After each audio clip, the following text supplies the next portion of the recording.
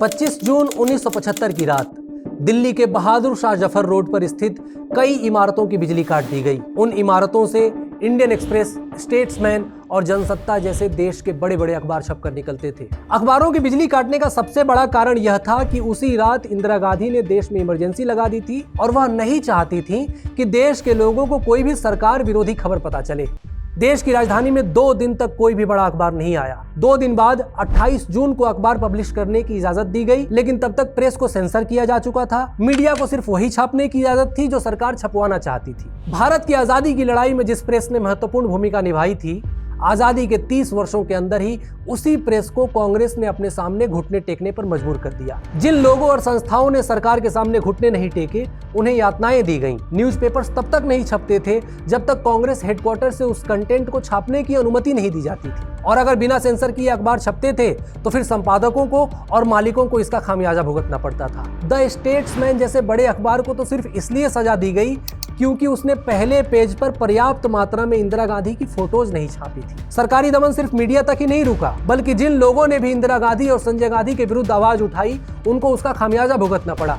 इसके कुछ उदाहरण मैं आपको देता हूं। जॉर्ज फर्नांडिस के भाई लॉरेंस फर्नांडिस को पुलिस ने आधी रात को उठा लिया। पुलिस कस्टडी में उन्हें कई दिनों तक टॉर्चर किया गया। डंडे से, बेंत से, बरगद की जड़ों से और भी न जाने किन किन चीजों से उनको पीटा गया। कई दिनों तक उन्हें किसी से मिलने नहीं दिया गया। लगभग 2 हफ्ते बाद जब उन्हें छोड़ा गया तो उनका वजन 22 किलो तक कम हो चुका था। एक किस्सा तो रक्षा मंत्री राजनाथ सिंह का भी है कि उन्हें इमरजेंसी के दौरान जेल में बंद कर दिया गया, और इस सदमे में जब उनकी माताजी की मृत्यु हो गई तो दाह संस्कार और 13वीं जैसे क्रियाकर्म के लिए भी उनको जेल से रिहा नहीं किया गया।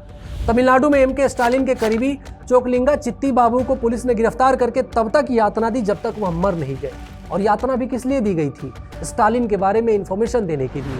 चित्ती बाबू मर गए, लेकिन उन्होंने स्टालिन के बारे में मुंह नहीं खोला। विडंबना देखिए कि आज वही स्टालिन उसी कांग्रेस के साथ खड़े हैं जिसने चित्ती बाबू को मौत के घाट उतार दिया था। उस समय के छात्र नेता हेमंत कुमार बिश्नोई को सिर्फ इसलिए गिरफ्तार किया गया क्योंकि उन्होंने इंदिरा गांधी की आलोचना कर दी थी। उन्हें हिरासत में लेकर उल्टा लटकाकर पीटा गया। उनके तलवों को मोमबत्ती से जलाया गया। उनकी नाक और गुदा द्वार में मिर्च पाउडर डाले गए। उन्हें मिर्च पाउडर सुंघाया गया। गर्भवती महिलाओं को भी नहीं छोड़ा गया। नारसम्मा नाम की एक महिला को 15 अगस्त यानी स्वतंत्रता दिवस के दिन सरकार के खिलाफ बोलने पर गिरफ्तार किया गया। वह प्रेग्नेंट थी।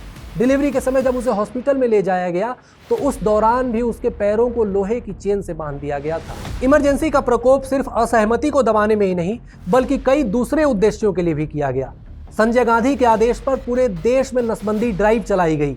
सरकारी अधिकारियों को टारगेट दिए गए कि उन्हें इतने लोगों को नसबंदी करवाने के लिए ले आना है, और अगर टारगेट पूरा नहीं होता था तो उन्हें सैलरी तक नहीं दी जाती थी। जबरदस्ती लोगों को पकड़ पकड़ कर उनकी नसबंदी की गई।